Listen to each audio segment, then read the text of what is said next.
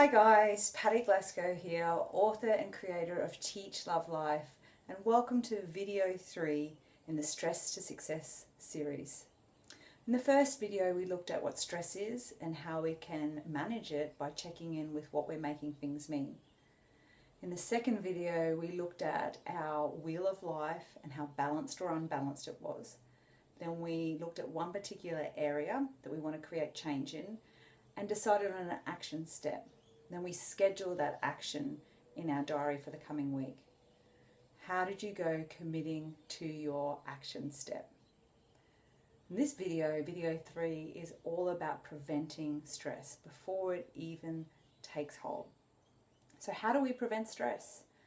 We can do that by practicing strategies that cultivate positive emotions. So positive emotions like gratitude, optimism, calmness, and confidence. You know, there are plenty of people out there that have relatively few emergencies to deal with, yet they go around stressed out and freaked out all the time. And you've got other people who deal with extraordinary stressful situations who seem to be able to take it in their stride. If you want to be part of the latter group, I encourage you to practice these strategies to cultivate positive emotions daily. It's free, it's easy to do, and these positive emotions, they really motivate us and get us moving forward. So we're going to have a look at 3 of these positive emotions today. The first one being gratitude. So gratitude is all about being thankful for what we've got and what we have in our life. The big, the small. For me, recently my son, wet his bed for the 13th time in a row. And, I was grateful that I had a washing machine because, if I was back on my grandmother's day, I would have had to hand wash all those sheets. Other things, like if you're stressed in your job, have a look for the good things that you have in your job and be grateful for that. Or even have gratitude that you've got a job. And if your kids are stressing you out, maybe take a moment to be grateful for having kids. So there's lots of strategies that you could put in place to cultivate, gratefulness or having gratitude. So the first one is actually, when you clean your teeth, take a moment to think about what you're grateful for. The second one you can do is you can set an alarm on your phone and think about, what you're grateful for in your life. And the third one you can do is you can make a gratitude jar. So we've made a gratitude jar out of an old self-raising flower jar here, and our family take time to reflect on what we're grateful for. We write it on a post-it note and pop it in the jar. So you can either do this by yourself with your family, or you can make one for your class so that your students can take some time, reflecting on what they're grateful for. So the next positive emotion that we're going to look at cultivating is optimism. Whether your glass is half empty or half full. And so the amount of optimism we have in our lives is usually generated by the type of questions we ask. You might be that person who's always preparing for the worst. You don't want to get your hopes up. What if it goes wrong? What if it doesn't work out? And focusing on those questions, you're going to get more of that throughout your day.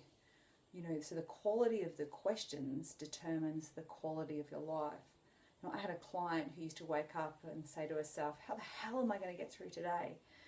And of course, that was what the rest of the day was like, how the hell she was going to get through it.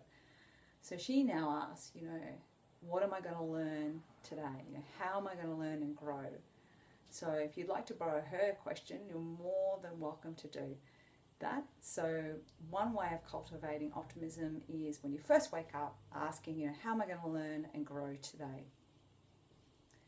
The third positive emotion that we're going to look at is that calmness and peacefulness. A lot of the clients that come and see me, that's what they're really looking for. So if you can imagine our body and our mind is like a jar, and in that jar we're going to put sand or dirt down the bottom, and then we're going to put some glitter, and then we're going to put some water. And then we're going to shake up this jar. And this is what this jar is going to look like, all shaped up. Okay? And that's what we're like when we're busy all the time and we never take any time for some stillness or some reflection.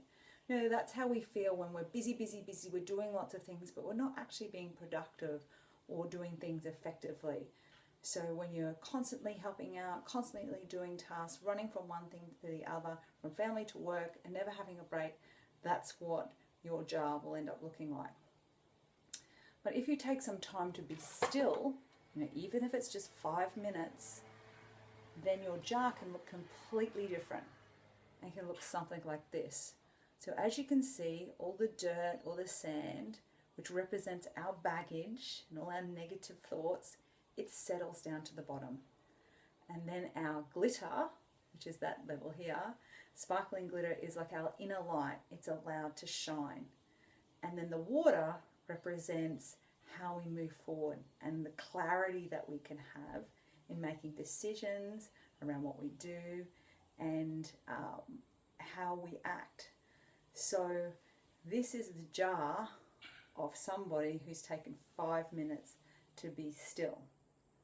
So it is really important, in order to clarify, if we want that peace, inner peace, we need to build some stillness in our life. We can't do this multitasking. So some people call it meditation, some people call it prayer, some people being out in nature. And if you've never done this before, just start by taking 1 minute and build up. So you can get to around 5 minutes. You can start by doing this by doing some nice deep breathing. Because often when we're busy and running around, our breathing becomes shallow, going from one classroom to one task to the other. So what we can do is do some nice noisy breathing. Noisy breathing, like you can hear this plane coming over right now. So in through the nose and out through the mouth. In through the nose and out through the mouth.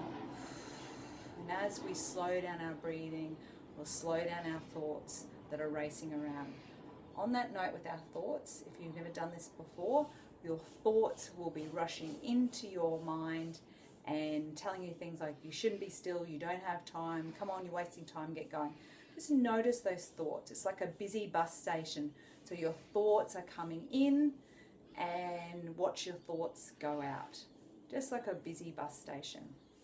So I encourage you to take 5 minutes when you first wake up to settle the jar down, to have your stillness. Now that may not be something you can do in a busy household, so you may need to find other places.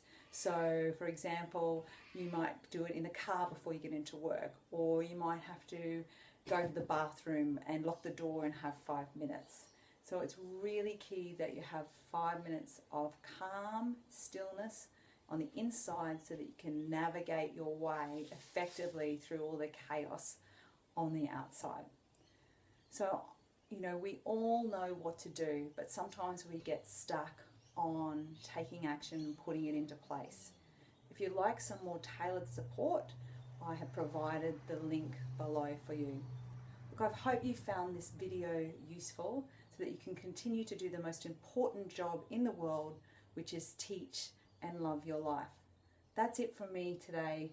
Bye for now.